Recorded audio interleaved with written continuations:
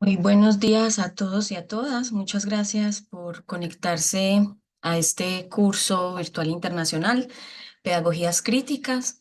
En la mañana de hoy nos acompaña nuevamente el profesor Diego Alejandro Muñoz Gaviria, profesor del programa Pedagogía de la Universidad de Antioquia, para abordar la temática Marx y la autoemancipación del proletariado como propuesta formativa. Damos la bienvenida a los estudiantes también de la Universidad Pedagógica Nacional, del pregrado en Pedagogía de esta universidad, también a los profesores y profesoras que se conectan, que se suelen conectar de las escuelas normales superiores y también de otras instituciones. Durante la mañana voy a estar compartiendo el link de asistencia para los estudiantes de la Universidad de Antioquia que lo quieran diligenciar. Y también estará la profesora Carolina Ramírez compartiendo el link de asistencia de los estudiantes de la Universidad Pedagógica Nacional. Profesor Diego, muchísimas gracias nuevamente por acompañarnos en esta sesión. Em, Tiene usted entonces Hola, la ¿me palabra. escuchan? Bueno, muy bien. Buenos días a todas y todos. Primero, fundamental, pues agradecer la presencia.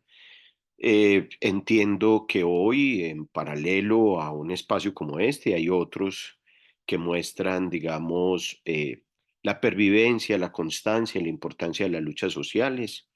Espero que este escenario para quienes hayan escogido estar aquí y esté a la altura de estas luchas. Eh, Hoy, bueno, el pasado martes ubicamos, digamos, como una suerte de presentación de lo que podría ser la legitimidad pedagógica de Karl Marx, ¿sí? Como lo planteé el pasado martes, esa legitimidad pedagógica pues no es algo que se, digamos que se dé por sentado, sino que eso es algo que hay que conquistar, hay que fundamentar, ¿sí? Sobre todo como suele suceder con autores que pues no hacen explícitamente una adscripción directa a un campo disciplinar, sino que son autores que se mueven intertransdisciplinariamente porque su centro no es la defensa, digamos, de un campo académico, sino el enfrentar unos problemas, ¿cierto? En el caso de Marx, podríamos decir a grandes rasgos que su problema central es la emancipación del sufriente. Y en esa perspectiva, pues ganar a Marx para la pedagogía se nos hace un ejercicio, digamos, como lo intenté sostener, de una triple complejidad. La primera complejidad, pues evidentemente es poder extraer del propio autor lo que es los elementos que nos permitan entender que allí hay presencia de problemas pedagógicos, más allá de si él los haya expuesto o los haya presentado de forma explícita. Lo segundo, entrar en una lucha por la interpretación entre perspectivas pedagógicas que rechazan la ciudadanía pedagógica de Marx y perspectivas marxistas que rechazan la importancia de una lectura pedagógica de Marx como violación, digamos, al canon del marxismo. Y la tercera gran dificultad de nuestra vida cotidiana, que como todos nosotros lo podemos vivir, creo que no es solo en Colombia, hablar de un autor como Marx en nuestra cotidianidad política parece suscitar cierto tipo de, digamos, tensiones y colisiones ideológicas. A pesar de todas estas dificultades, nosotros defendemos la tesis de que hay presencia de problemas pedagógicos en la obra de Marx. Y bueno, la idea en las siguientes sesiones es poder exponer al menos tres problemas para mí centrales para poder entender la relevancia del componente pedagógico en la obra de Marx. El primero de ellos es el que vamos a conversar el día de hoy, es la autoemancipación del proletariado. El segundo de ellos tiene que ver con el concepto de omnilateralidad, las implicaciones ya de la relación enseñanza-trabajo en la obra de Marx. Y el tercero es el intentar ganar la discusión que Marx empieza a poner en escena hace relevante gracias al diálogo, la recuperación de algunos autores de la naciente ciencia biológica, y es el concepto de intercambio orgánico para pensar una lectura pedagógico crítica de las relaciones hoy con el medio ambiente, con el ecosistema. Entonces, bueno, la idea en la secuencia que sigue después de la introducción del pasado martes es empezar a dar relevancia a cada uno de estos problemas. Pues hoy empezamos con el problema de la autoemancipación del proletariado. Eh, para, para plantear esto, hay, digamos, hay una herramienta hermenéutica que siempre será importante para uno poderse aproximar a los autores, ¿sí? Y esa herramienta hermenéutica es poder entender los autores cuando despliegan sus obras, digamos, bajo qué condiciones, bajo qué circunstancias despliegan sus obras, ¿sí? Y en este caso, les decía, el largo siglo XIX caracteriza el despliegue de la obra de Marx, pero dentro de ese despliegue de la obra de Marx en el largo siglo XIX, creo que es un elemento importante para quienes hacen una lectura marxiana, es decir, una lectura que intenta volver sobre los cimientos de la obra de Marx, una suerte de exégesis de su obra. Para estos autores es importante reconocer que para hablar de Marx y su ubicación epocal habría que entender al menos dos grandes momentos de su obra. Eh, lo decía de forma introductoria el pasado martes, ¿no? Hay, digamos, un joven Marx y hay un Marx de adultez. Estas ideas de decir que hay un joven Marx y un Marx de adultez, pues al menos puede llevar a dos posturas, ¿no? La primera es creer que es que hay uno que es primero y luego hay una ruptura total con uno que es segundo, ¿sí? Hay una segunda postura, digamos, que planteará que decir que hay un joven y un viejo Marx o un adulto Marx no es plantear una ruptura total, contrario al mismo proceder del autor y nuevamente a su método. No puede existir un viejo Marx que no tenga continuidades del Marx de juventud. Lo que sí es que habrán unas superaciones que habría que identificar cómo esa superación se da realizando el proyecto del joven Marx. Bueno, y hay una tercera que es la que no me gusta a mí traer, pero en algún escenario alguien me lo dijo y me dijo, pues claro, es que como ciclo vital, pues tuvo que haber un joven, un adulto y luego un viejo y luego murió y en fin. Bueno, no quisiera caer en ese tipo de, de simplezas.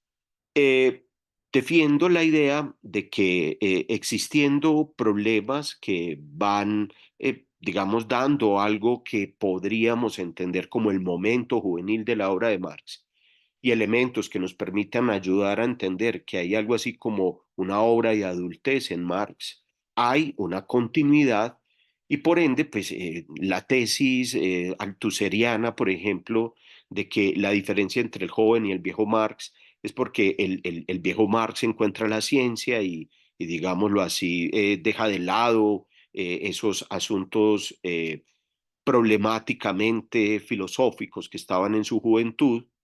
eh, yo pues no la defendería. Defiendo más autores como Lowy, Michel Lowy, que plantearán que hay una continuidad, ¿sí? Hay una continuidad, entendiendo que en esa continuidad, pues claro, al joven no se le puede pedir un proyecto previo a desarrollar de adultez. Y de adultez no se le puede pedir a un Marx decir que a rajatabla sigue los planteos de su juventud. No, pero sí hay una continuidad porque hay un compromiso ético-político de la obra de Marx que nuevamente como problema central tendrá la emancipación del sufriente y que dependiendo los climas, los movimientos, los contextos, las situaciones, las condiciones, hará uso de ciertas herramientas para acompañar ese núcleo fuerte de su pensamiento que es la emancipación del sufriente. Más o menos los que dirán ruptura, los que dirán continuidad, establecen como un momento, digamos, límite, ¿sí? El paso del manifiesto del Partido Comunista de 1848 hasta digamos, los textos del 50, como la introducción a la crítica a la economía política, ¿sí? Y ubican antes de este transcurso, finales de los 40, 50, pues lo que es la obra de juventud, y sobre todo después de la introducción y llegando al capital, pues la obra de adultez. Eh, en las dos nuevamente, bajo el presupuesto de la defensa de la emancipación del sufriente, digamos, antes del 48, esa defensa de la emancipación del sufriente, más influenciada, por supuesto, por el contexto, el clima intelectual en el cual se va a mover Marx, al movimiento crítico al que está adscrito mayoritariamente, que es ese movimiento filosófico denominado izquierda hegeliana, nuevos hegelianos o hegelinos, toda esa interpretación de un Hegel, digamos, que se intenta ganar como parte de la crítica, eh, y hablar del compromiso con la emancipación del sufriente después del manifiesto del Partido Comunista, intentando ya ubicar la propuesta política de Marx ética no en las claves de la izquierda hegeliana, sino en las claves de, el Partido Comunista, ¿cierto? Con lo que uno pudiese entender de Partido Comunista en la primera mitad del siglo XIX, que realmente no es como nosotros entendemos hoy el partido, que no es un ente burocrático, sino que el partido es una toma de postura. Bueno, diríamos que el joven Marx es un joven Marx que va a la emancipación del sufriente, digamos, más orientado por las claves de la izquierda hegeliana, y podríamos decir tendencialmente que el Marx de adultez asiste a la emancipación del sufriente, digamos, con herramientas de ese horizonte amplio que es el comunismo.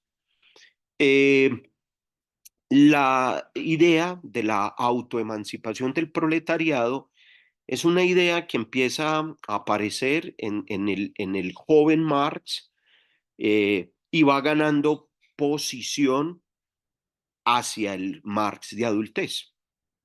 Eh, digamos, como paréntesis histórico, podríamos decir que el problema de la autoemancipación del proletariado es un problema que ya hace sus primeros pinos en 1844 y bueno, continuará digamos, el camino de Marx hasta su muerte.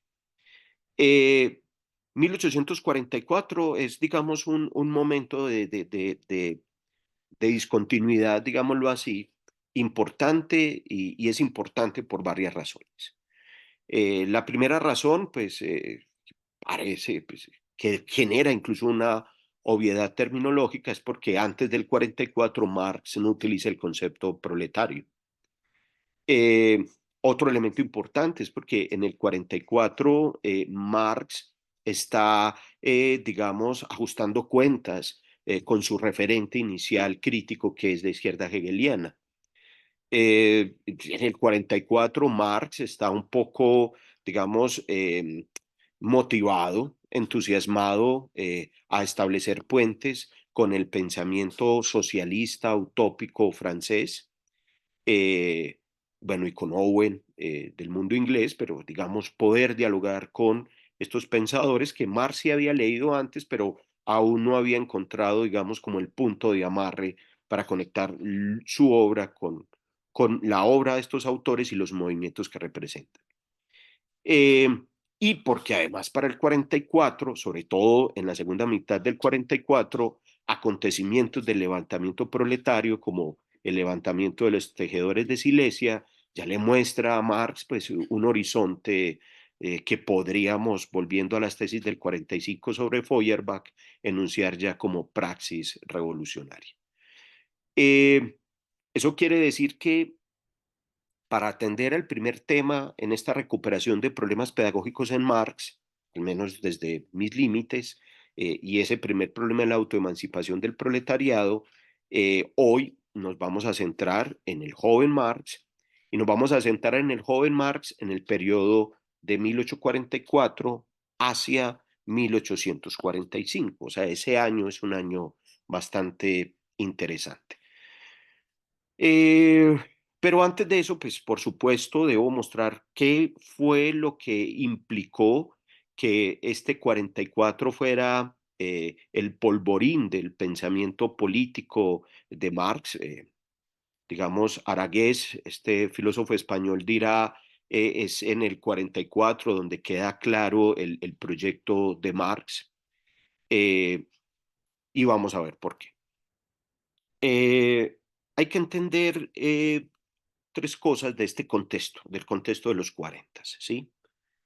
Eh, la primera es que en la década del 40, y no solo en Prusia, mm, hay, digamos así, una suerte de tensiones que se están evidenciando, y contradicciones que cada vez van adquiriendo digamos, como una mayor radicalización, y es las tensiones que empiezan a surgir entre fuerzas que reclaman políticamente, en clave muy liberal, burguesa, democrática, reformas, reformas que ya habían probado algún tipo de desarrollo en la era napoleónica y que en la era de la Santa Alianza, ¿sí? En la era del Congreso de Viena, nuevamente recuerdo este acontecimiento, 1814, la Sexta Coalición establece en Viena un acuerdo para la derrota del gran enemigo, el gran fantasma que recorre a Europa en el 48, realmente no es el comunista, realmente es el pensamiento napoleónico. eh, y la sexta coalición en 1814 genera un acuerdo no solo para derrotar a este personaje, ¿cierto? Al pequeño cabo de Córcega, sino además para desmontar las reformas originadas en la Revolución Francesa y que la era napoleónica y su arquitectura continental trasladó, exportó a diferentes lugares de Europa, un nacionalismo republicano bastante peligroso para el viejo régimen. Eh, en 1814, el Congreso de Viena establece no solo la estrategia de la Sexta Coalición para la derrota de Napoleón militar, sino también una alianza prusiano-austriaca-rusa para defender la monarquía de toda esta cantidad de modificaciones introducidas por la plebe revolucionaria.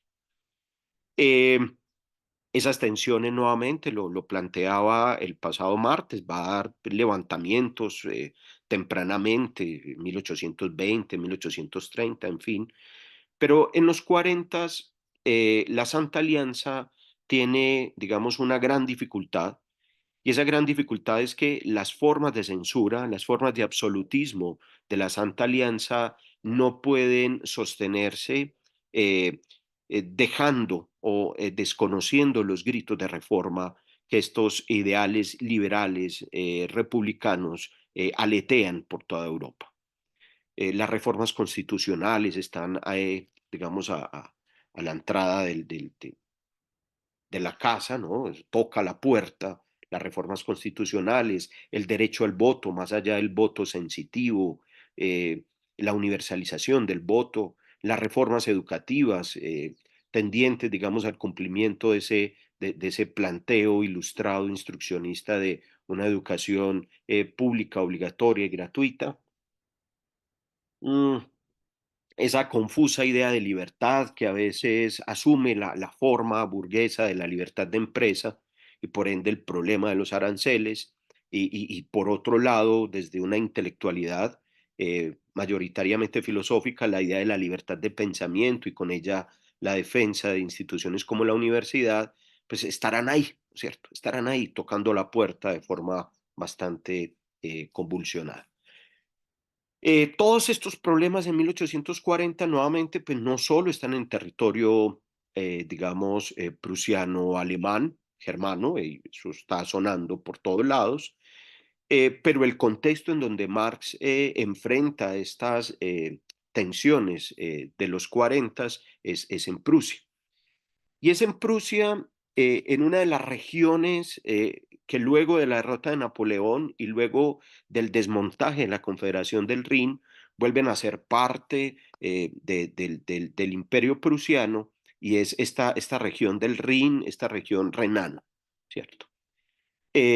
Región que había sido ocupada por Napoleón y que con la ocupación de Napoleón había introducido elementos importantes del derecho napoleónico, elementos importantes de la educación politécnica napoleónica, elementos importantes relacionados con la concepción estatal política napoleónica. Eso crea en esta región, la región renana, una burguesía bastante, digamos, progresista para el clima conservador de la Prusia de los Federico Guillermos, pasando del padre Federico Guillermo III al hijo Federico Guillermo IV. Federico Guillermo III es el monarca que se vio obligado a enfrentar a Napoleón, es el monarca de la gran derrota de Austertat y de Leipzig, eh, es el monarca, y de Jena, perdón, es el monarca de la confrontación de 1806, es el monarca que está en el apoyo de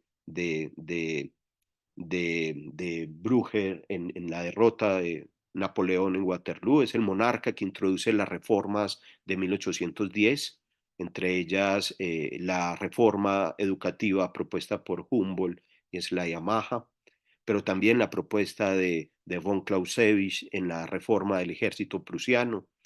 Federico Guillermo III es un monarca que aún en el contexto de la Santa Alianza muestra como algunos atisbos de transformación, pero que no logra después de la derrota de Napoleón materializarlas. De hecho, pasará a la historia como un monarca bastante conservador. Eh, en 1840, con su muerte, Federico Guillermo IV llega al poder y una de las expectativas con Federico Guillermo IV es que va a ser posible todas estas reformas que tocan nuevamente de forma brusca a la puerta para que hayan transformaciones que permitan introducir algunas ideas de la Revolución Francesa sin con ello desmontar el régimen monárquico. Eh, Realmente las expectativas con Federico Guillermo IV, pues digamos, se rompen porque es muy de la mano este canciller austriaco Metternich, uno de los grandes arquitectos de la Santa Alianza. Federico Guillermo IV empieza a mostrar rápidamente todas sus leyes de censura y esas leyes de censura tienen dos elementos importantes de ataque. Un elemento importante es la libertad de empresa, es decir, hay, digamos, como una suerte de regulación con respecto a los nuevos propietarios, y eso pone a Federico Guillermo IV rápidamente en tensión con la burguesía progresista renana, que nuevamente, gracias al eco napoleónico, vienen reclamando ideas que son bastante, digamos así, avanzadas para la mentalidad del monarca.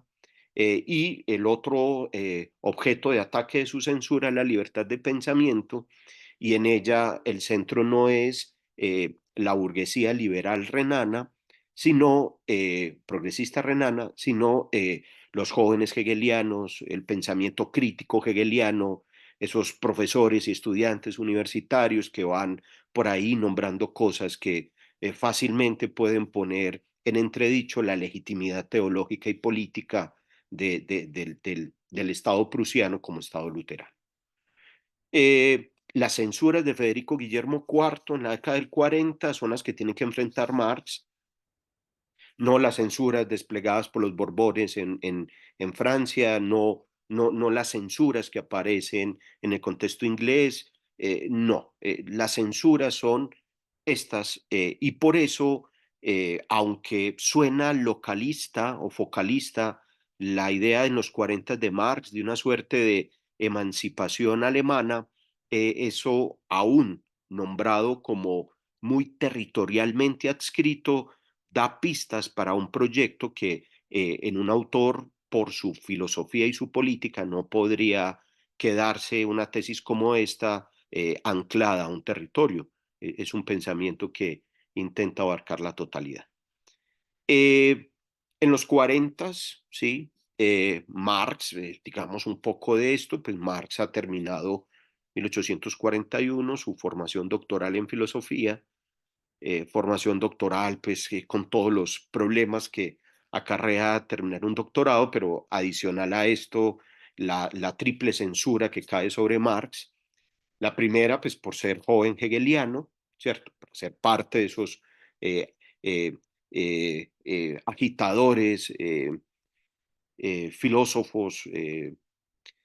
Dos, porque uno de esos agitadores filósofos que se va ganando con más fuerza la enemistad del Estado prusiano es su tutor, es Bruno Bauer, y ahí hay problemas grandes también con, con ese eco de su profesor tutor. Y tercero, porque es que la tesis doctoral que desarrolla Marx sobre ese concepto de naturaleza de Demócrito Epicuro, pues pone en escena a un autor totalmente proscrito por Hegel, y que los hegelianos mirarán, sobre todo los hegelianos de derecha, con mucha sospecha, y es Epicuro, ¿no? Porque traer a ese filósofo ateo a escena, y sobre todo con la idea de Marx de establecer algo ahí sobre naturaleza materia, ética, libertad, actividad, que suena muy extraño digamos, para el clima hegeliano filosófico de la época. Esta triple censura hace que esa tesis doctoral sea difícil de sustentar, bueno, más allá de cómo lo pudo hacer, pues sí logra doctorarse. Pero la censura de Federico Guillermo IV, que respira al cuello del joven Marx, imposibilita su ingreso al mundo universitario. Eh, el doctor en filosofía, Marx, pues no ingresa al mundo de la universidad. Realmente los jóvenes hegelianos ya están, digamos, en ese proceso de tenerse que salir del ámbito universitario por todas estas censuras, y la estrategia, digamos, de difusión cultural, la estrategia de construcción, digamos, de discurso contrahegemónico, rápidamente pasa del mundo de la cátedra universitaria y de la publicación de los textos propios del mundo universitario hacia el mundo de la difusión periodística y la escritura de textos periodísticos, o sea, pequeños artículos, no grandes tratados. Y esta estrategia de difusión contrahegemónica que van a tener, digamos, el grueso de los jóvenes hegelianos, va a tener para el 41, 42 en Marx la posibilidad, doctor en filosofía, de hacer parte de estas alternativas periodísticas como escritor, pero en el caso concreto de la Gaceta Renana, este órgano periodístico creado en la región renana, auspiciado económicamente por la burguesía progresista renana, va a encontrar en Marx su editor. Y en la Gaceta Renana, la estrategia de Marx en este asunto de luchar en favor de la emancipación del sufriente, algo que está ahí todavía no nombrado con las categorías del 44, pero que ya está por ahí atisbando su obra. Realmente eso está desde muy joven, cuando elige una profesión, y siempre estará ahí diciendo que hay que hacer algo para favorecer al sufriente. Pero en el 41-42, como editor de la Gaceta Renana, Marx expresa una alianza entre los dos gremios afectados por las censuras, dos gremios fundamentalmente afectados por las censuras de Federico Guillermo IV, que son la burguesía progresista renana y los jóvenes hegelianos. La Gaceta Renana se convierte en ese órgano que permite poner en diálogo estas dos voces, y, digamos, para Marx es claro en este momento que la clase burguesa renana progresista es una clase revolucionaria, lo mismo que el pensamiento filosófico de la izquierda hegeliana. Desde ese lugar, ese será su álamo, desde ese lugar, Marx enfrentará la censura de Federico Guillermo IV, digamos, toda esta teología de la restauración, todo este pensamiento político teológico reaccionario, y frente a esto, la Gaceta Renana se convierte en un fortín para atacar a la política y el pensamiento del viejo régimen en cabeza de Federico Guillermo IV. Eso pues más o menos va a generar, nosotros sabemos, los problemas de todo tipo. Eh, pues uno también se preguntaría en términos de las condiciones de posibilidad frente a un monarca como este y frente a una capacidad, digamos, bélica como la exhibe ya Prusia en el siglo XIX, porque este tipo de pensadores y este tipo de iniciativas que confrontan la hegemonía monárquica, pues no son destruidos de raíz. Bueno, eso. La censura es la manera como enfrenta Federico Guillermo estos asuntos. Y nota al pie, no estoy dando ideas para que se hagan cosas adicionales.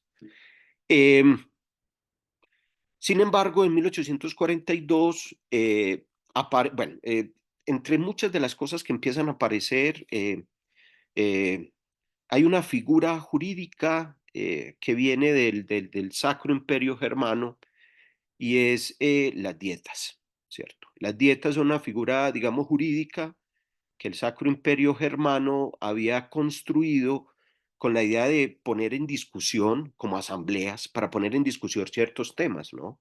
Las dietas. Una característica de las dietas en el Sacro Imperio Germano, que además recuerden fue disuelto por Francisco, después de la derrota de Austerlitz. eh, una de las características de estas dietas es que estas dietas se daban por regiones. Se discutían temas, pero eran por regiones, por zonas. En 1842, Federico Guillermo IV asiste a la presencia de dietas por regiones. Las dietas nacionales solo aparecerán después de 1847, pero por ahora por región. Y una de estas dietas es la dieta renana. En la discusión en 1842 sobre algunos ordenamientos, pues, algunas demandas que está haciendo sobre todo esta burguesía progresista frente a las restricciones de Federico Guillermo IV. Las asambleas no quiere decir que el monarca tenga que hacerles caso, pero es como una figura, digamos, de una suerte como de bodrio asambleario, ¿cierto? Que podría, dependiendo de la eficacia simbólica y dependiendo de la estructura de oportunidad política, pues devenir en una reforma constitucional. Marx sigue la dieta renana desde la Gaceta Renana como editor, sigue, digamos, las discusiones que allí se presentan, pues, de varios tipos, pero hay una que se convierte, digamos, en el elemento cumbre de la claridad de Marx en este momento de su compromiso con la emancipación del sufriente. Y es lo que empieza a circular en la dieta renana como la ley del robo de leña, ¿cierto? Una ley bastante escandalosa, pues primero porque pues, no decir que se roban la leña es como decir que se roban el agua o que se roban el aire. Si para nosotros hoy ya eso tiene alguna claridad, pues era absolutamente extraño decir que alguien roba leña en el siglo XIX, ¿cierto? Eh, en ese sentido, lo que aparece con la ley del robo de leña, según Marx, es la presencia de unas fuerzas, ¿sí? Fuerzas mayoritariamente al servicio de los intereses egoístas de una clase poseedora, ¿sí? Una clase poseedora que son los poseedores de los bosques, ¿cierto? Los Junker, los grandes terratenientes alemanes, ¿sí?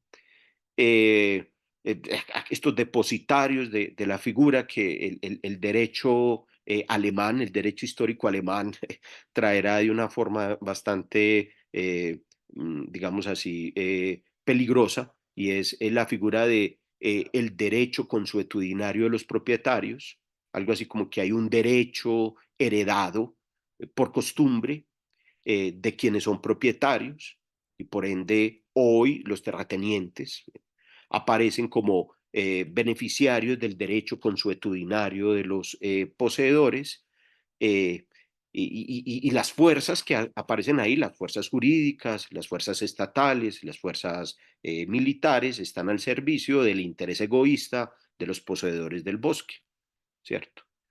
Y Marx en la ley del robo de leña, pues ya empieza a poner cosas que yo creo que son bastante evidentes para nuestros tiempos. La primera de ellas, que ya empieza a ganar fuerza en una suerte de retirada de Marx, nuevamente de la filosofía del derecho y del Estado de Hegel y de algunas de las interpretaciones de la izquierda hegeliana sobre esto, y la retirada de Marx aquí es que si las fuerzas están al servicio de un interés egoísta y esas fuerzas representan al Estado, eso quiere decir que el Estado no representa un principio universal, ¿sí? El Estado realmente no es el Estado de Platón ni de Hegel. Ese es la Platonópolis, ¿no? Ese es el Estado ideal del filósofo. Pero el Estado real, el Estado de Federico Guillermo IV, el Estado prusiano de la época y cualquiera de los estados de la época o cualquiera de los estados actuales, no obedece, no asume lo universal, no, asume el interés particular. Por ende, lo que guía es una perspectiva egoísta que rompe los supuestos filosóficos y políticos que darían legitimidad a este Estado en una lectura hegeliana. Eh, Ahí hay un interés egoísta, ¿sí? Pero lo otro que para Marx es bastante problemático es que si uno intentara encontrar una suerte de compromiso luterano cristiano del Estado prusiano, uno encontraría que ese compromiso luterano cristiano del Estado prusiano debería estar al servicio del que sufre, no del que hace sufrir. Pues el grueso poblacional de la época necesita de la leña como como un recurso mínimo vital. Sí, es decir, la leña, el invierno viene, y puede que no sea el invierno ruso, pero el invierno alemán también es un invierno duro.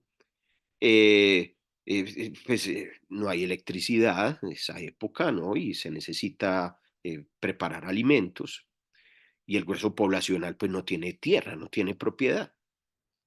Vive de una práctica consuetudinaria que paradójicamente es instaurada en la Edad Media por instituciones religiosas cristianas, ¿sí? Y es algo así como un derecho consuetudinario de los pobres, como la ley de los pastos libres o la ley de la recolección de leña. O sea, se puede recoger leña, se puede, eso no es problemático. Si usted lo necesita, hágalo, porque igual la naturaleza, luego Dios lo pone a su servicio. Pero un Estado que se reconoce o se declara a sí mismo como un Estado luterano es capaz de maniobrar la posibilidad de una ley que condena al grueso de los buenos cristianos, de los sufrientes cristianos, a la muerte. Entonces, bueno, ¿cuál es el compromiso ahí?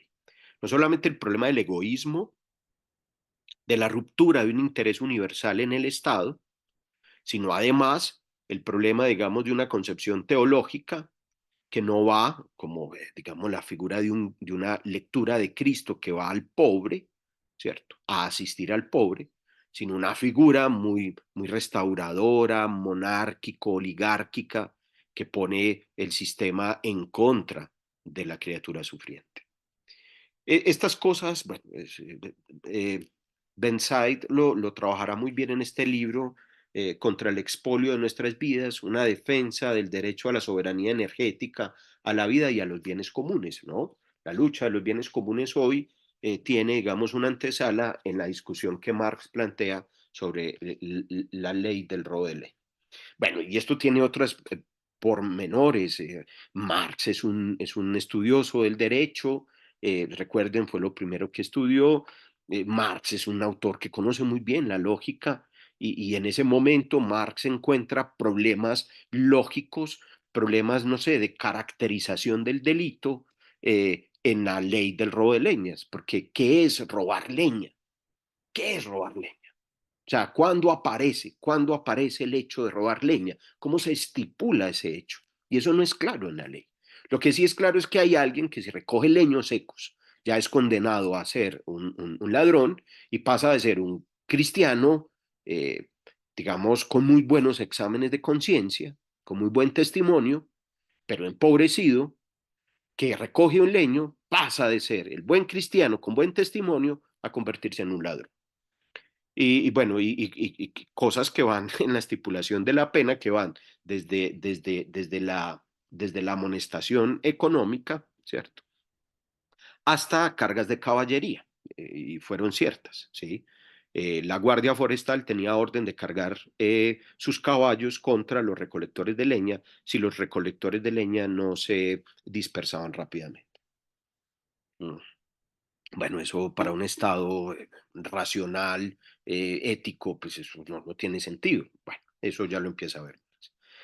No puedo profundizar en esto. Por ahora lo que puedo decir es que el sufriente Leiden aparece allí en el concepto eh, del recolector de leña, en el texto del 42, y ya Marx va entendiendo que hay unos lacayos doctos, hay unos doctores de la historia y del derecho al servicio de los propietarios, en este caso específico, rompiendo lanzas a favor del derecho consuetudinario de los ricos, no del derecho consuetudinario de los pobres. Y como Marx hace esa denuncia, como esa denuncia circula en la Gaceta, como esa Gaceta tiene divulgación más allá de la región renana, pues es de entender que Federico se enoje, es de entender que además Alejandro desde Rusia también diga pilas con ese tipo y que al final del 42 la censura caiga, ya no solo le respire al cuello a Marx, sino que le caiga encima y en ese caer encima termine no solamente cerrando la Gaceta, no solamente proscribiendo la figura de Marx, sino expulsándolo de Prusia.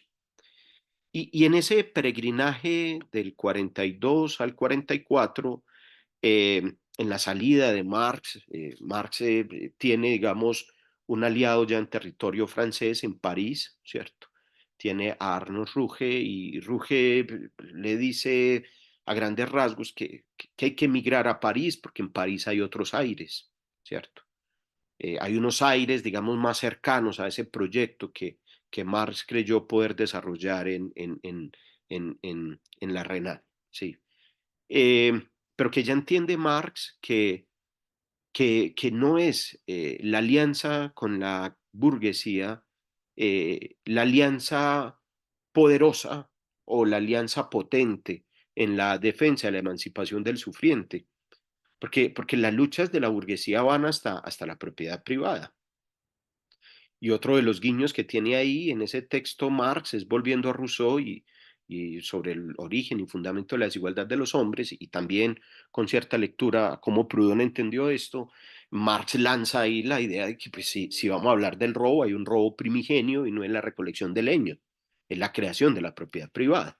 Y eso, como podrán entender ustedes, eso ya saca de la ecuación a la clase burguesa como clase revolucionaria, porque la clase burguesa revoluciona todo hasta la propiedad privada.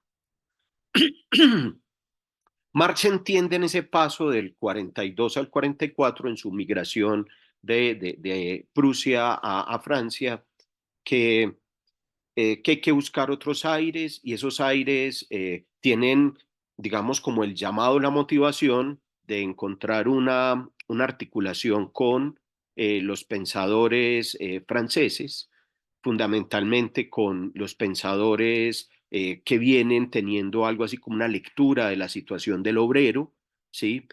Pues como lo hayan podido producir. Y de otro lado, la idea de poder establecer un ajuste de cuentas con su influencia intelectual y política que sigue teniendo como gran sombra Hegel y que por supuesto ubica aún en este periodo a Marx como parte de ese movimiento joven hegeliano. ¿Sí?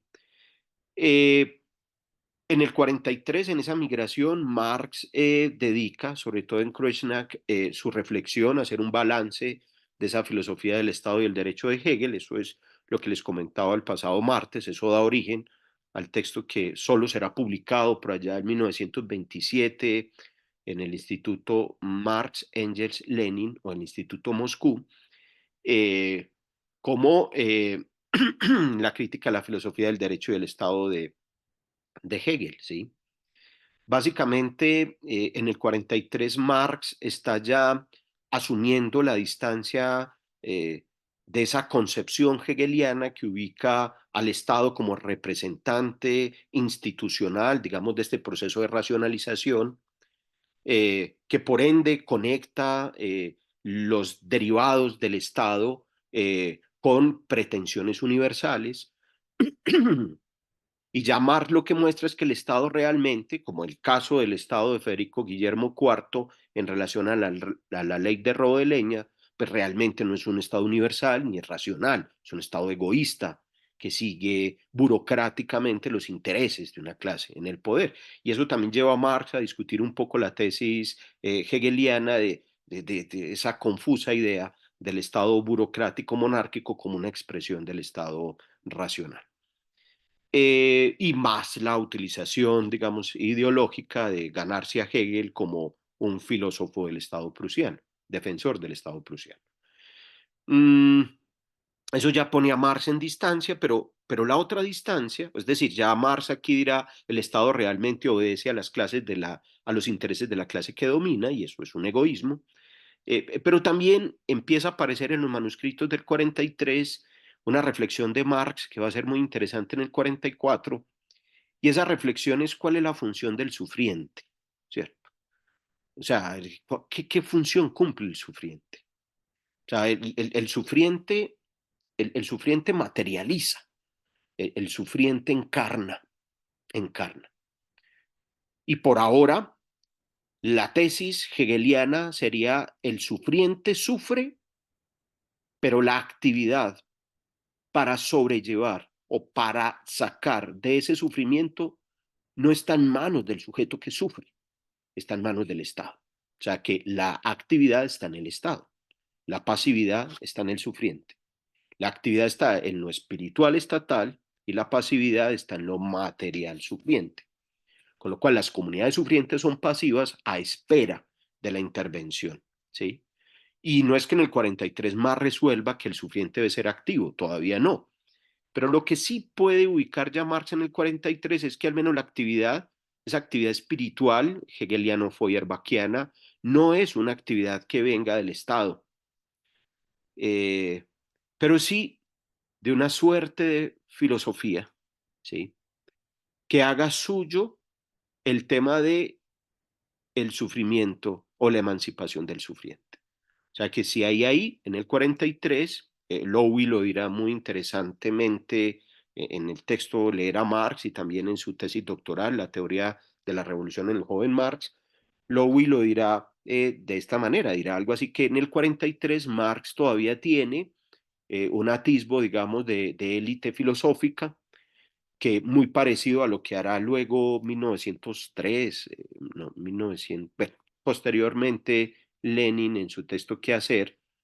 Ubicará nuevamente la figura de el ideólogo, pero es como una élite intelectual la que tiene actividad espiritual. No es el Estado, es una élite intelectual.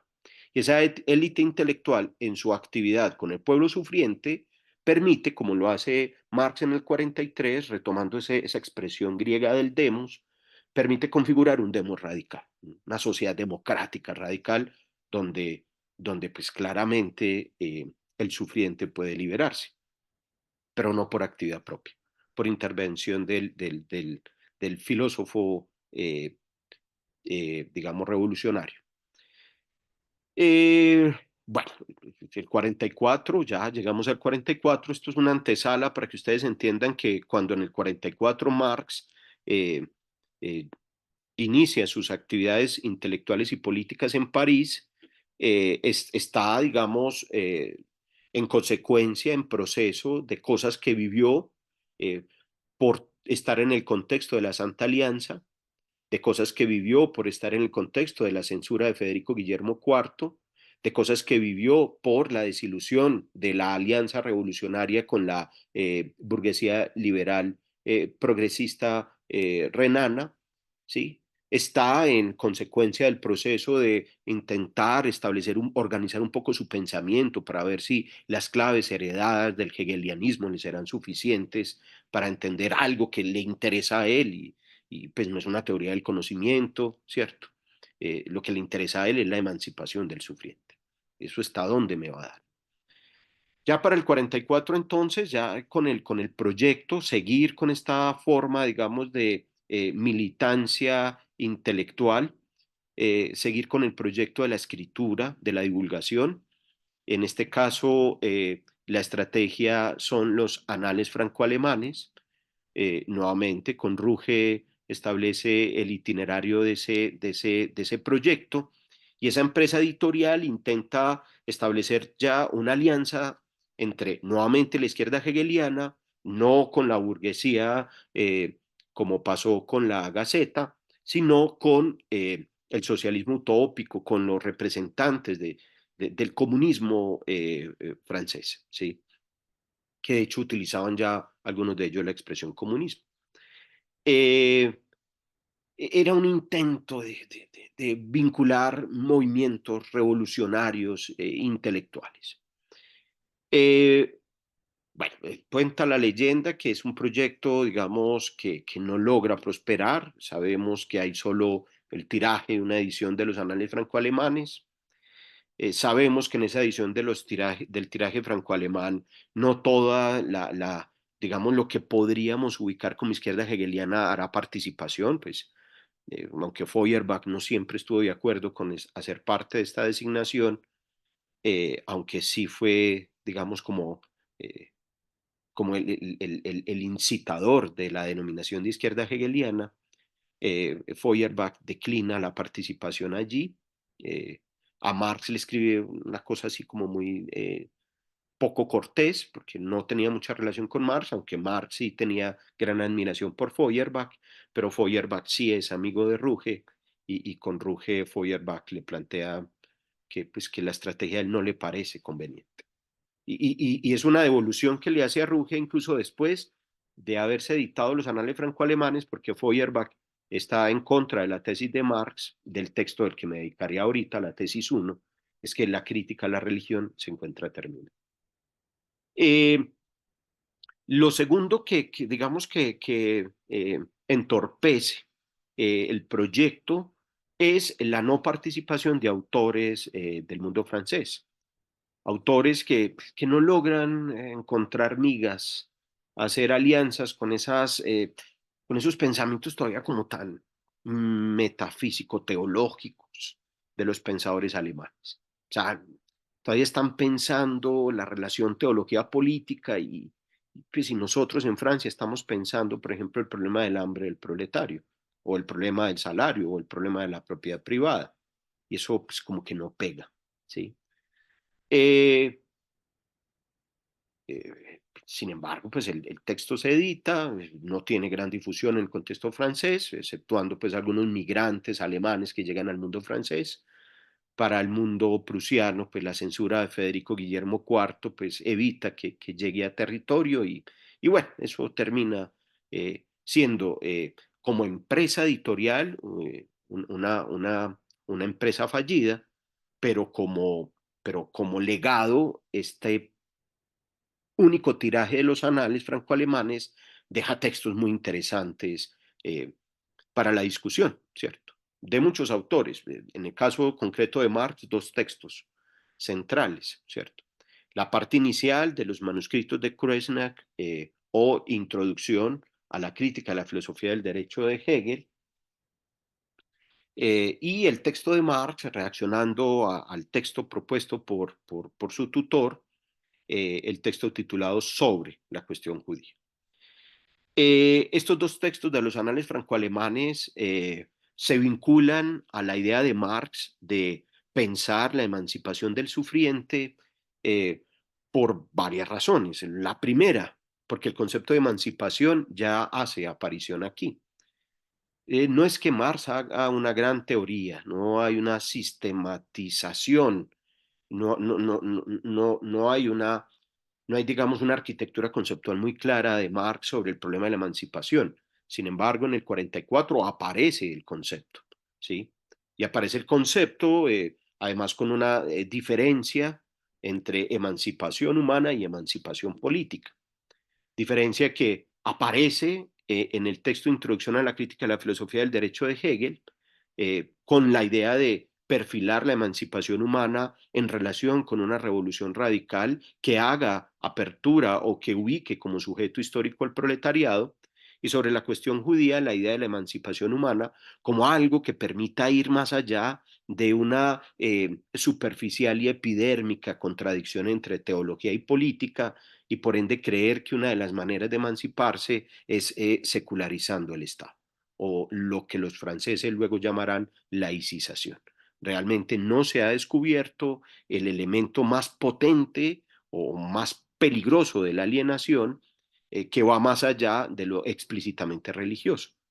Eh, Tiene contenido un dispositivo religioso, pero va más allá de lo institucional, aparente o explícitamente religioso. Es decir, hay un mundo que encubre, o que más bien genera la alienación, y es una alienación que va más allá de los muros religiosos, institucionales. Lo que pasa es que hay que diferenciar la religión como ámbito institucional y las dinámicas culturales, religiosas y políticas que aparecen incluso no con el ropaje religioso, pero que, digamos, ponen a circular, ponen en escena el dispositivo alienante que está en la base. Eh, en cualquiera de los dos casos, el concepto de emancipación aparece. Y el segundo importante para nosotros en este segundo encuentro es el intentar pulir la carga no solo semántica, ¿sí?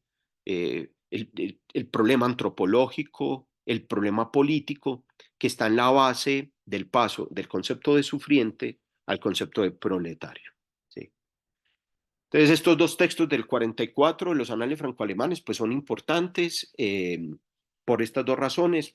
Por cuestiones de focalizar la lectura, me centraré en el primero, Introducción a la crítica de la filosofía del derecho de Hegel. Eh,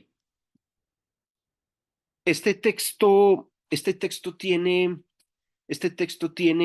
tres presentaciones de tres autores, para mí muy juiciosos en su presentación, para entender la relevancia de este texto, ¿cierto? Digamos, el primero de ellos es una presentación de Juan Manuel Aragués, el profesor Juan Manuel Aragués, en esta edición de pretextos del texto Introducción a la crítica de la filosofía del derecho de Hegel.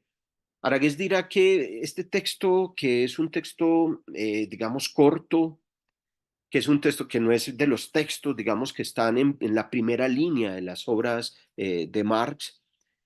Sin embargo, es uno de los textos que en nuestra vida cotidiana nos suscitan mayor sentido común sobre el pensamiento de Marx. Porque es en este texto donde aparecen expresiones que hacen carrera para satanizar a Marx como la religión es el opio del pueblo, ¿cierto? eh, o expresiones como la cabeza de la revolución es el filósofo y sus manos el proletariado, ¿cierto? O esta expresión hermosa que resalto cada vez más, incluso extraño que Freire cuando la utiliza no hace la nota al pie para decir de dónde la extrajo, y es esa idea de ir a la raíz de los problemas como la actividad o el gesto radical. Y por supuesto la aparición del concepto del proletariado. Entonces, Aragués dirá, este texto es importante porque muestra, digamos, unas claves fundamentales para la obra de Marx, digamos, esbozadas acá y desplegadas con más fuerza en obras más sistemáticas, eh, y que paradójicamente es el que en la vida cotidiana nos pone a satanizar o a endiosar al autor. La segunda presentación de este texto que me parece interesante es la de Lowy. Y la tesis de Lowy, que se va conectando más con lo que queremos trabajar el día de hoy, Lowy no hace una lectura pedagógica. Nuevamente, la tesis doctoral de Lowy es sobre el concepto de revolución en el joven Marx, es una tesis más filosófico-política. Y esa tesis doctoral de Lowy recupera este texto del 44, porque para Lowy, ya en este texto del 44, Marx está empezando a establecer unas pistas para que luego, con los textos del 45, Marx pueda entender que la praxis revolucionaria debe tener al proletariado como sujeto activo, no pasivo. Y eso establece una teoría de la revolución del joven Marx, donde la revolución, digamos, no es una revolución burocráticamente establecida, no es una revolución, digamos, pensando en una suerte, digamos, como de división social del trabajo entre una élite que piensa y una base que actúa, sino el intento de construir una amalgama, una fusión de cabeza y manos. ¿Sí? Eh, y la tercera presentación, que es la que sí está más cercana, y de hecho es la presentación que a mí me permitió años atrás hacer esta lectura del joven Marx en clave pedagógica, es el texto del profesor Alexander Hincapié, ¿cierto? Praxis pedagógica revolucionaria en el joven Marx y en el joven Benjamin. Y este texto, pues que es uno de los textos que voy a sugerir, que quede, digamos, en el plan de trabajo como un texto fundamental para esta sesión de pedagogía crítica, eh, es un texto donde el profesor Alexander logra identificar un aspecto que para mí es central y por eso cuando el martes se me hacía la pregunta, ¿dónde está el problema central pedagógico de Marx? Eso lo logré entender gracias al maestro Alexander y a su texto Praxis Pedagógica Revolucionaria en el joven Marx y en el joven Benjamin, y es precisamente en ese apartado donde Marx entiende, después de haber discutido temas como el problema de la crítica a la religión, el problema de la conciencia, el problema de la situación alemana, el problema de la praxis, porque es importante la formación de un proletariado despierto políticamente. Ese punto, ese punto, el profesor Alexander lo trae y lo trae además en la introducción del texto, primer párrafo, un párrafo escrito con una claridad asombrosa, donde más o menos el profesor Alexander gana para la pedagogía algo que el profesor Rubio Llorente intenta ganar para la filosofía. Y en la presentación que hace Rubio Llorente del texto de los manuscritos de economía y filosofía, la versión de Altalle, creo que también en otras ediciones el profesor Rubio también hace la presentación, el estudio previo. Y es algo así como que a este autor del 44-45 hay que intentar ganarlo. Rubio llamará antropológicamente, profesor Alexander pedagógicamente, pero habría que ganarlo como un autor que nos está dando herramientas para entender que en última lo que el humano deviene es producto de su propia actividad, pero ese producto de su propia actividad está legado a la inconsciencia. Y entonces Rubio dirá, el proyecto antropológico de Marx sería ser consciente esa inconsciencia y eso activa las fuerzas políticas. En el caso del profesor Alexander, es el ganar a Marx para nosotros es entender ese movimiento de concienciación de esas fuerzas ocultas, encriptadas en lo que aparece en nosotros, como lo que es, como una actividad de recuperación pedagógica, ¿cierto? Y por eso el profesor Alexander introduce la categoría del 45, la trae al 44 y dirá en la introducción a la crítica de la filosofía del derecho de Hegel, en el joven Marx ya aparece una praxis revolucionaria, pero pedagógica, praxis pedagógica revolucionaria. Eh, bueno, son de esas genialidades que le permiten a uno avanzar y decir algunas cositas con notas al pie, ¿sí? Eh, No es la tesis de Aragués la que me permitirá hablar de este texto, no es la tesis de Lowy, pues, aunque sí tendríamos emparentamiento con su teoría de la revolución, no es la tesis de Rubio, es la tesis del profesor Hincapié. Muy bien. Eh, con esto, a lo que quiero llegar es a que ya de manera concreta, si la pregunta central es, ¿qué texto recomienda usted para poder entender inicialmente una propuesta pedagógica de Marx que atienda a la emancipación del sufriente? Yo diría que el texto central es Introducción a la crítica de la filosofía del derecho de Hegel. Perdón, me está afectando mucho el cambio climático. Y en esta introducción a la crítica de la filosofía del derecho de Hegel, como estamos de tiempo, voy a 10 minuticos más para que abramos el espacio que me interesa más la conversación. Eh, este texto, ¿por qué? Entonces, digamos, un aspecto importante. Más allá si del problema realmente es que se haya superado o no la crítica a la religión en Alemania, cosa que Feuerbach dirá, pues no, algunos intelectuales lo podrán haber hecho, pero la vida cotidiana alemana sigue siendo absolutamente mitológico-teológica y uno no puede atacar a esa vida cotidiana diciendo que hay una suerte de ejercicio intelectual que ella superó. Por el contrario, hay que entender muy bien cómo opera para desmantelarla desde adentro y ahí entenderán ustedes el intento de Feuerbach de ganarse a un Lutero para su lucha, ¿sí? Bueno, pero el punto central, más allá de si realmente se ha superado o no la crítica a la religión, es que, y más allá de si el único opio, que el opio, el opiáceo, el que adormece o el que permite minimizar el dolor del que sufre sea la religión, más allá de eso, ¿sí? Que lo interesante sí es que en la primera parte del texto Marx está poniendo en evidencia algo que no solo es para la situación alemana, es algo que nos permite a nosotros entender muchos de los aires de los tiempos modernos.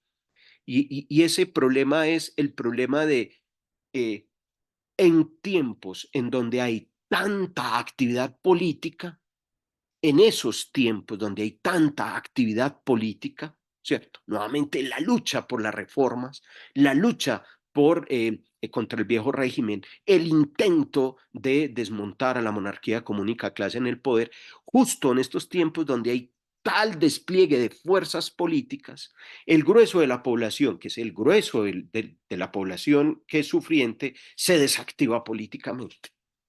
O sea, ese es un problema, ¿no? Porque el sufriente en tiempos convulsos eh, no es el sujeto activo políticamente, es el sujeto activo militarmente, es el sujeto activo, digamos así, económicamente, pero no políticamente. ¿Qué es lo que implica esa desactivación política del que sufre? ¿Cierto? ¿Cuáles son los opiáceos? Que evitan que la criatura sufriente encuentre el centro de su sufrimiento y nuevamente con esa hermosa metáfora que también retoma el profesor Alexander en Marx y en las cartas a Ruge, pero también lo retoma de Benjamin. En Marx es león, en Benjamin creo que es tigre, pero es algo así como que ese sufriente que se recoge sobre sí mismo, pucha, que es capaz de, como todo felino, de recogerse sobre sí mismo para saltar más alto, una vez reconoce su sufrimiento, que es lo que hace que ese resorte, que esa catapulta, no se dé. ¿Cuáles son la cantidad de opiáceos que aparecen que evitan que la catapulta, ¡pum!, detone en el sufriente? Y entonces habría que empezar a mirar muy bien cuáles son esos elementos de desactivación política, esos opiáceos que hacen que la criatura sufriente no logre reconocer o su sufrimiento o que reconozca su sufrimiento y busque bálsamos, ¿cierto? Busque pócimas, pero no erradicar o enfrentar el sufrimiento de raíz, no. La desactivación política es el problema central. Desactivación política que, por supuesto, en una teología política de la restauración tiene un cuño religioso, pero como lo discutí hace poco con otros, en otro contexto, uno, pues si Marx hubiese conocido la teología de la liberación, entendería pues claramente que ahí hay un activador político, de la criatura sufriente. O sea que el opiáceo no siempre es, digamos así, una religión que minimiza a la criatura sufriente. Lo que sí es claro es que hay un diagnóstico antropológico. Si alguien busca religión es porque sufre. La religión es producida por el humano, gesto feuerbachiano, porque el humano necesita algo. Entonces el problema de quedarnos en la discusión religiosa es quedarnos en el satisfactor y no enfrentar la necesidad. Hay que ir a la necesidad. Porque ¿qué es lo que engendra el sufrimiento que hace que la criatura sufriente necesite religión, pero que también necesite Estado, pero que también necesite derecho? ¿Qué es lo que está en la base? Parte de lo que Marx empezará a trabajar con el concepto situación alemana, que es un concepto, digamos, muy, digamos, metodológicamente problemático para bien y para mal, ¿cierto? Para bien, porque si habla de situación, Marx está entendiendo que las cosas no son de una forma, las cosas se configuran. Si está hablando de situación, está diciendo que habría que leer los elementos en sus relaciones, ¿sí? Es decir, es como un giro contextual que aparece allí, pero lo problemático es que algunos dirán que hay un pangermanismo allí, pero pues yo no lo creo y no lo creo porque al final del texto Marx, cuando habla del sufrimiento del proletariado, lo habla como un sufrimiento universal, no solo del proletariado alemán, porque eso sería decir que Marx estaba ya aleteando banderas nacionalsocialistas en esta época. Eh, entonces, activar políticamente a la criatura sufriente es el proyecto.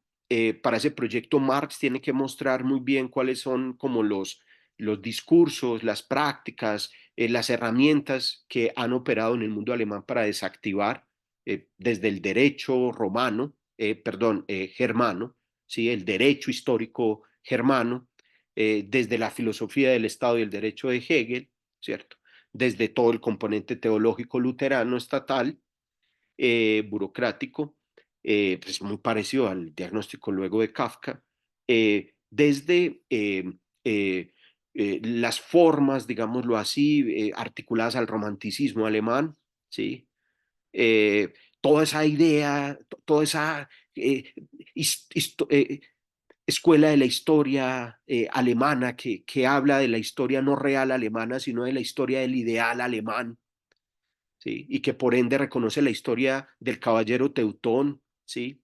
De los hijos de Federico el Grande y no de las poblaciones sufrientes y empobrecidas.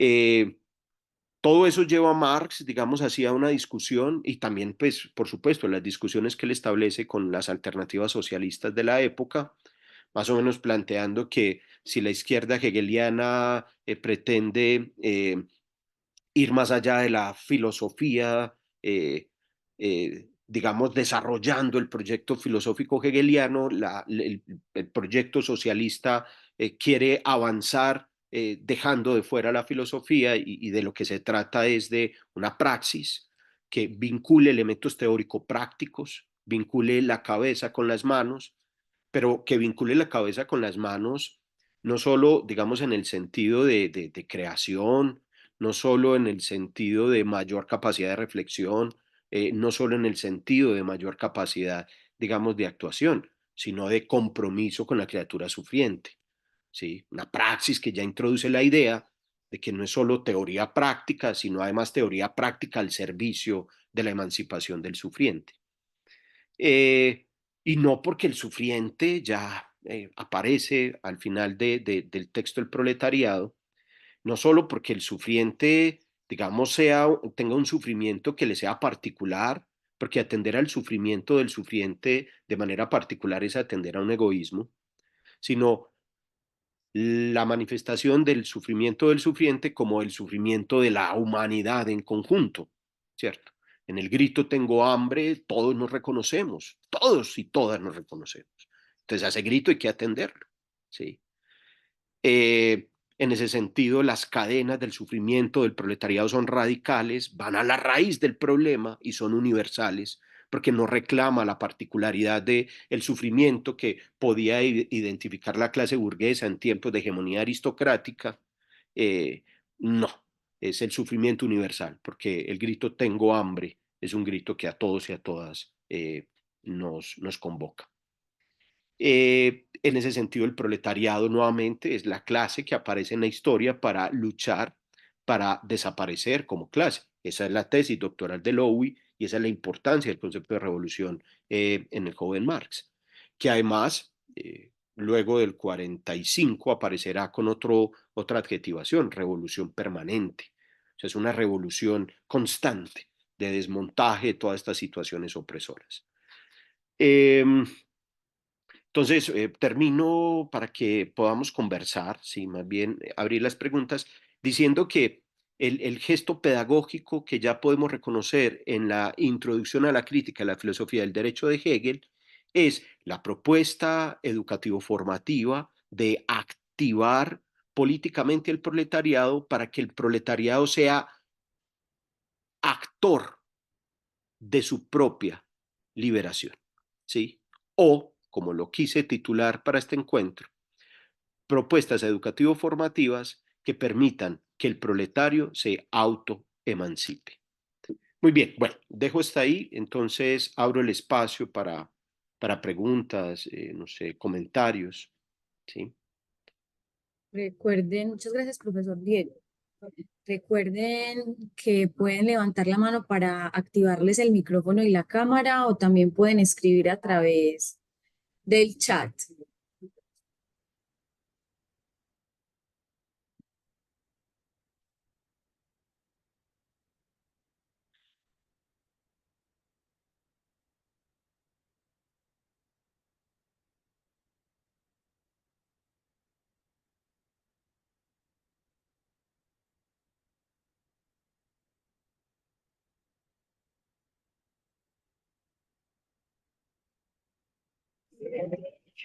¿Tienen preguntas, algún comentario?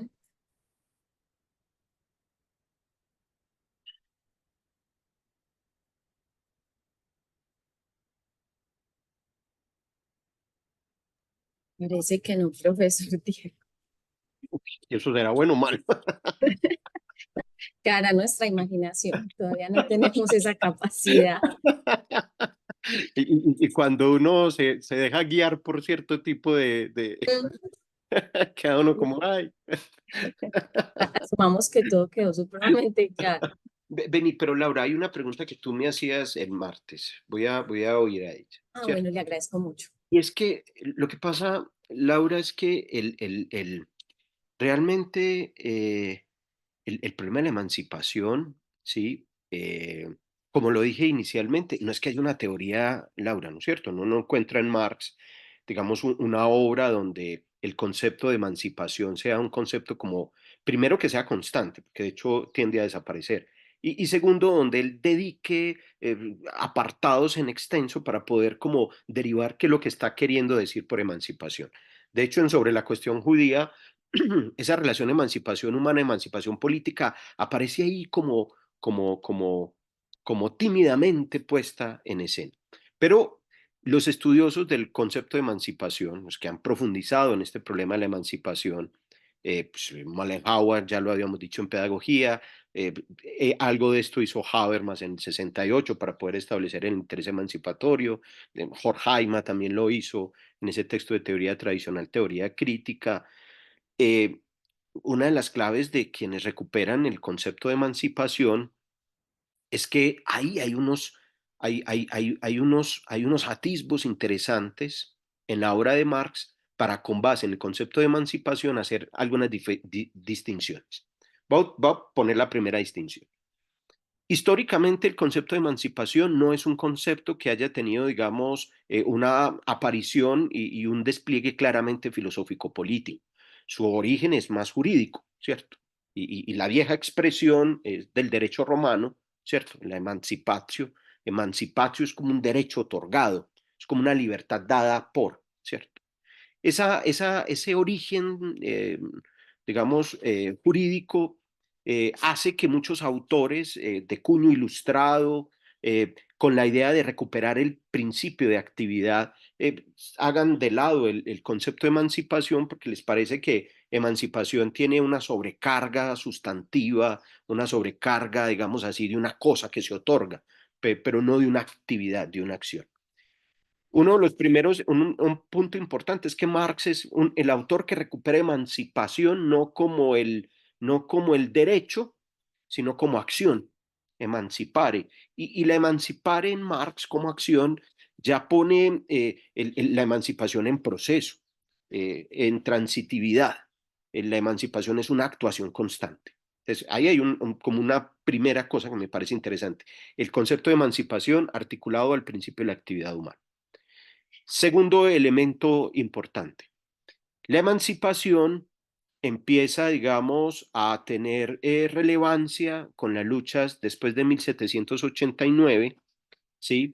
Bajo la idea de otorgamientos de libertad, ¿sí? Pero otorgamientos de libertad que ya no son la vieja figura del derecho romano, sino la articulación de la idea de otorgar libertades bajo la configuración institucional del Estado moderno, ¿sí? Con lo cual, la emancipación aparece nuevamente como, digamos, como la conquista de una actividad, pero el límite de esa actividad es el reconocimiento del Estado de esa actividad. Y por ende aparece como emancipación política porque hace parte, digamos, de los derechos garantizados por el Estado, fundamentados jurídicamente y de los que gozaría la sociedad civil. En esa perspectiva, la emancipación política es interesante. Claro, el derecho al voto es importante, ¿cierto? La proclama de los derechos del hombre van a ser importantes, pero tienen un límite para Marx, y es que la emancipación política, que es hasta donde llega la emancipación de las luchas burguesas, se hace parcial porque parece que el telos, la finalidad última de las luchas emancipatorias, sea reconocimiento y otorgamiento de derecho por parte de la figura estatal. Para Marx hay que andar otro camino, profundizar más, y ese profundizar más es atacar las relaciones. El atacar las relaciones implica no quedarnos en la figura momentánea del Estado, sino ir a las relaciones mismas, ¿cierto? O sea, la emancipación real no está en el reconocimiento jurídico político estatal, sino que la emancipación tiene que hundirse en la transformación de las relaciones humanas. Y por ende, para Marx ya la emancipare como actividad es una emancipare tendiente a la transformación de las relaciones humanas, ¿sí? Eso está pues, en las tesis sobre Feuerbach, ¿cierto? Eh, entonces, bueno, eso es. Ahora, eh, un autor como Marx, ¿sí? No habla del individuo o de la sociedad como si fuesen compartimentos estancos, ¿cierto? No hay una emancipación que sea totalmente individual, ni una emancipación que sea social como que no tiene que ver con nuestra subjetividad, no. En Marx, en autores, digamos, de toda esta reflexividad aristotélica, espinociana, entienden que en la base de sus planteamientos siempre hay, digamos, como una relacionalidad que hay que atender, que en momentos quizás por forma expositiva uno pueda más o menos enunciar los puntos que están más hacia las esquinas, pero que en términos metodológicos, investigativos, incluso de la configuración de las formas de pensar, tienen que buscar siempre los continuos, no los puntos, digamos, más extremos de la ecuación. En un punto muy extremo de la ecuación, lo que Marx denunciará como Robinsonadas, aparece la figura de un individuo sin sociedad, y en el otro punto más extremo de la ecuación aparecen colectivos sin subjetividades. La obra de Marx intenta mostrar esos continuos. Por eso la emancipación humana implica necesariamente en ese continuo entender que los procesos de transformación modifican las relaciones y al modificar las relaciones pues modifican a los sujetos que están en las relaciones, ¿cierto? Entonces no habría una emancipación, digamos, totalmente individual y una emancipación totalmente colectiva, sino que hay una emancipación que es social. ¿Sí? De, de, pues no voy a contar en detalle la anécdota, pero sí, una colega, conversaba con una colega la semana pasada, una colega que tenemos en común, y hablaba como de una invitación que le hacían para hablar. No voy a dar mucho detalle, pero Sí. creo que con lo que digo se puede entender el punto. Y hablaba de una invitación que le hacían para tratar el tema de la emancipación de un gremio, ¿sí? De un Sí, gremio en sí, concreto.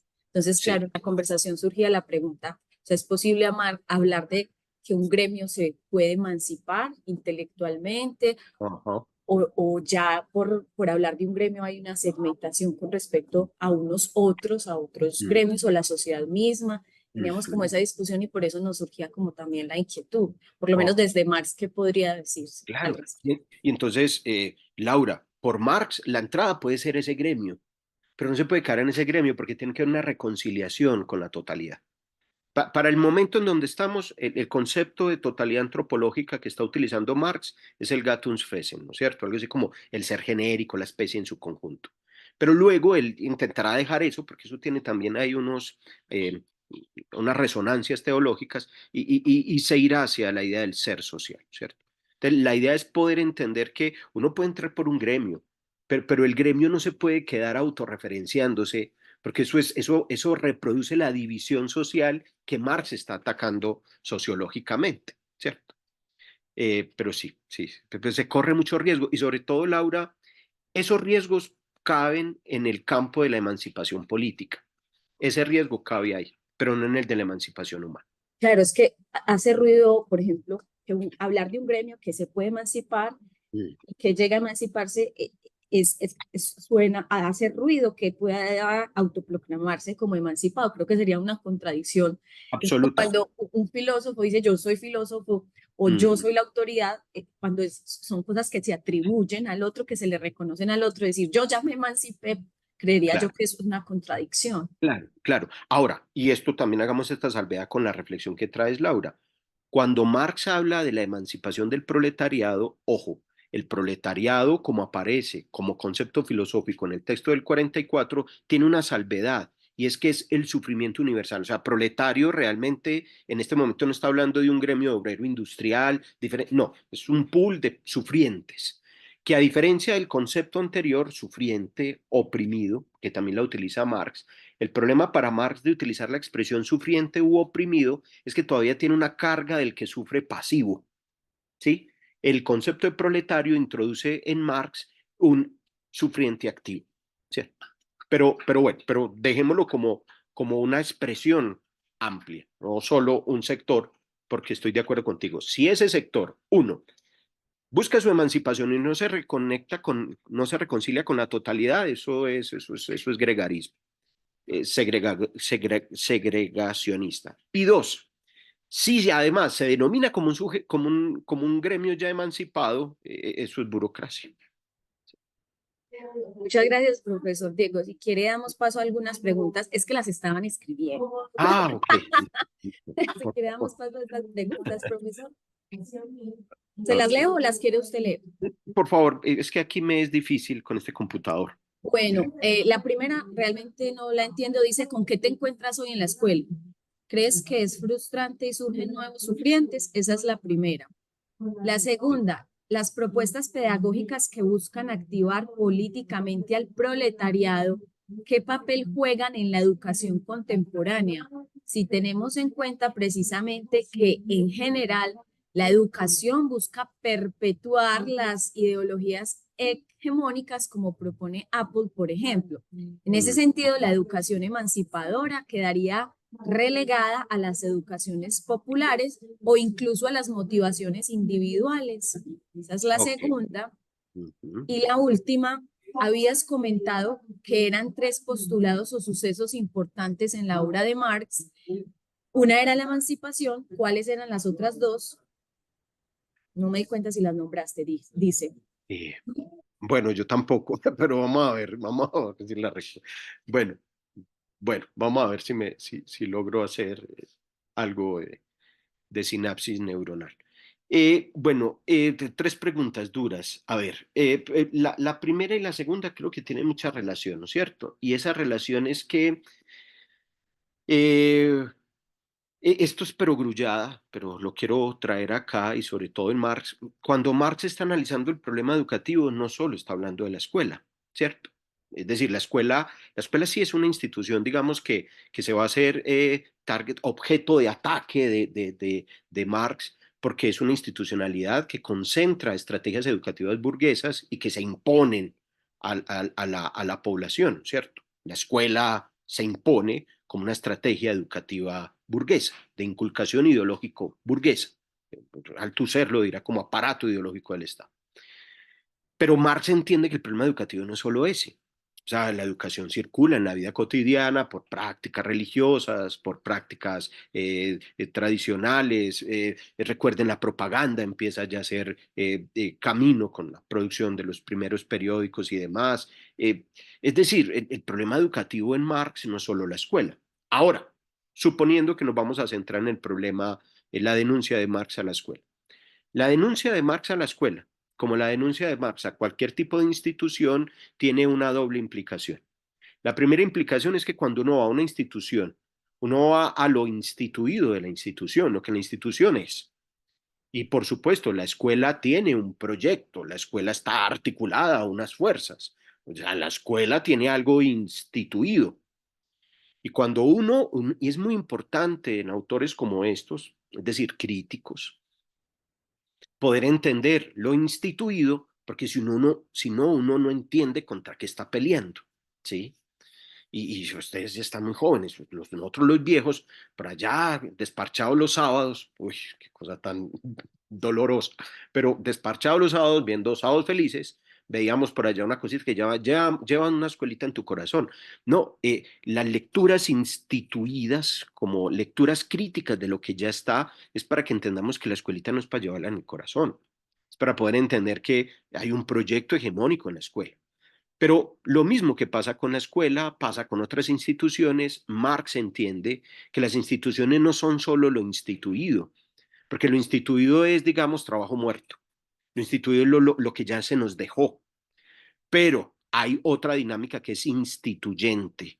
Y es que las instituciones, recuerden, no se reifican, pero no tienen una existencia propia. Las instituciones son lo que nosotros engendramos en nuestras relaciones.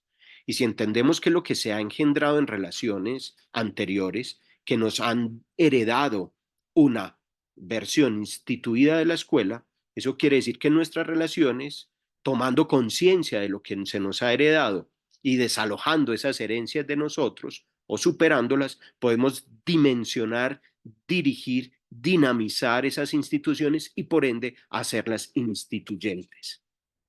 ¿Sí? Instituyentes. Esa es la lectura que hace, bueno, ya me olvido, pero bueno, está siguiendo a Marx y al psicoanálisis. Eh, bueno, se me olvidó. Bueno, entonces, leer el problema de la escuela en Marx es denunciar lo instituido y comprometernos con lo instituyente. Ahora, comprometernos con lo instituyente puede llevarnos a diferentes lugares. Un primer lugar, ¿cierto? Abandonar la escuela. Salgamos de la escuela, que es una institución burguesa, que reproduce la hegemonía, la ideología burguesa. Abandonémosla, ¿sí? La segunda versión de abandonémosla y busquemos proyectos alternativos. Y creo que por ahí la segunda pregunta tendría sentido, ¿no? Hay quienes plantean que la mejor forma de luchar es salir de ese contexto y crear un contexto aparte, ¿cierto? Una otra parte educativa. Y ahí aparecen posturas de ciertos movimientos de educación popular, ¿cierto? Que buscan educaciones otras. Parece que uno sale de aquí y se va para otro lado y para allá como que hay una república independiente. Hay otras posturas que plantean que lo instituyente no puede implicar fugas geográficas, que lo instituyente tiene que volver a lo instituido, ver a los ojos a esa bestia y confrontarla.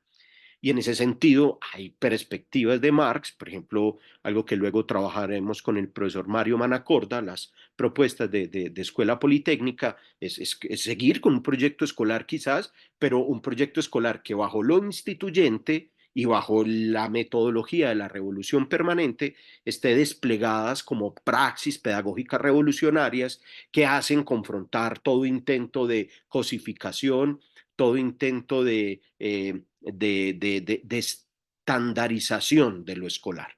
Entonces, lo escolar no es solo lo instituido, es también lo instituyente. Y si nosotros estamos allí y desplegamos praxis pedagógicas revolucionarias desde nuestras relaciones, desde nuestras comunidades, podemos establecer cambios en el formato escolar. Entonces, no necesariamente hay que salir de la escuela. Lo que sí es necesario es no estar en la escuela de forma ingenua, porque la ingenuidad no nos absuelve del equívoco. Y la gran ingenuidad, que es un problema en la formación política del profesorado, es que el profesorado no logra establecer con claridad cuál es su lugar en esta lucha de clases. Y por ende, volviéndose algo así como voceros y pregoneros de la ideología dominante y no reconociéndose como parte del sector sufriente, terminan como un pupitre más de la escuela. Bueno, algo así como no muy sistemático, pero bueno, me salió así. Ahora, los tres postulados de Marx, pucha, la emancipación es un tema que es central, ¿cierto? Es fundamental. Pero claramente la emancipación hay que conectarlo con el problema de la revolución, ¿sí? O sea, el concepto de revolución en Marx es central.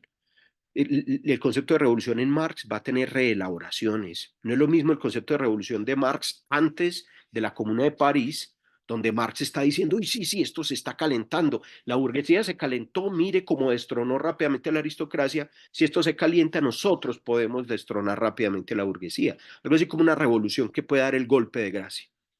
Pero después de 1871, Marx tendrá mucha mesura con esto, mucha mesura. Por eso algunos atacarán a Marx y Engels de que luego se volverán blandengues frente al tema de la revolución. Y no es que se vuelvan blandengues, sino que entienden que las condiciones son distintas. No hay un golpe de gracia, porque realmente la capacidad, entre otras, militar de la sociedad burguesa, pues aplasta cualquier levantamiento como pasó en 1871, que fue fallido por su estrategia militar, por su logística militar, por la guerra irregular que intentó plantear en escenarios donde no se puede hacer, pero es una actividad exitosa por la organización del proletariado. Entonces, el proletariado debería pensar más en cómo organizarse que en enfrentar luchas militares para las que no está preparado.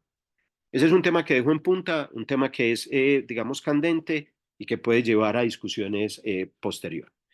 Otras maneras de adjetivar el problema de la revolución en Marx, lo de revolución parcial, la clase burguesa despliega una revolución parcial porque no afecta la base de las relaciones, la revolución radical es la que afecta la base de las relaciones y el concepto de revolución permanente que también va a tener diferentes usos y sabemos que después de Marx quienes empezaron a defender revolución permanente incluso fueron atacados por los mismos revolucionarios o la teoría de que toda revolución debe tener a su vez una contrarrevolución. Bueno, hay una teoría de la revolución.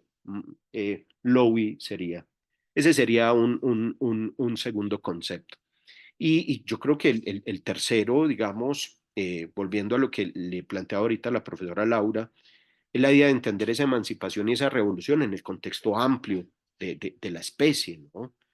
Y bueno, y hasta uno podría, pues no, yo sé que Marx no logra escapar del antropocentrismo de la época, pero bueno, cositas por ahí que nos pueden llevar al grito de los pobres y el grito de la tierra, pero uno diría como tercer concepto la del ser social, ¿cierto? La del ser social. O sea, entender que hay un ser colectivo, ¿cierto? Bueno, yo creo que por ahí podría estar la cosa, ¿sí? Muchas gracias. Gracias a usted, profesor. No sé si hay alguna otra pregunta, algún otro comentario. Bien, Parece que no. ok, listo. Entonces, les agradezco mucho, muchas gracias. Recuerden que movilizarse no es solo mover el cuerpo, es también mover la cabeza, es mover el espíritu. Y bueno, nos tenemos que movilizar hoy de todas las formas posibles. Muchas gracias, nos vemos la próxima semana. Muchas gracias a usted, profesor Diego. Un feliz día. Que estén muy bien. Hasta luego para todos. Gracias.